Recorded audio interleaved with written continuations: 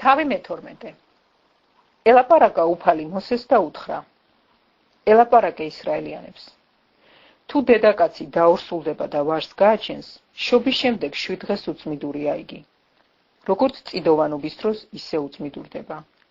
მე-7 დღეს უნდა წააჭრან ბავშვს ჩუჩა. 33 დღის მანძილზე უნდა დარჩეს ქალი განწმენდის სისხლში. წმიდას არაფერს შეეხოს, არც ტაძარში არ შევიდეს, ვიდრე გაწმენდის ვადა არ გავა.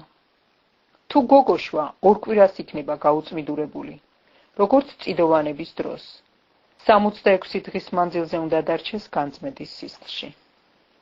როცა გავა ვადა გაწმენდისა ვაჟისათვის თუ გოგოსათვის, იყვანოს მღვდელ სადღესასწაულო კარავთან 1 წლიანი ბატკანი აღსავლენად და მტრედის ხუნდიან გვირითი ცოდვის გამოსასყიდად. მღვდელი შესწირავს ამას უფლის წინაშე. გამოითხოვს მისთვის შენდობას და განიწმინდება ქალი წიდოვანებისგან. ეს არის ვაჟისა თუ გოგოს შობის წესი. თუ ბატკანზე არ მიუწუდება ხელი, მიიყვანოს 2 გვირითი ან 2 ხუნდი. ერთი აღსავლენად, მეორე ცოდვის გამოსასყიდად. მღვდელი შენდობას გამოითხოვს მისთვის და გაწმიდავდება ქალი.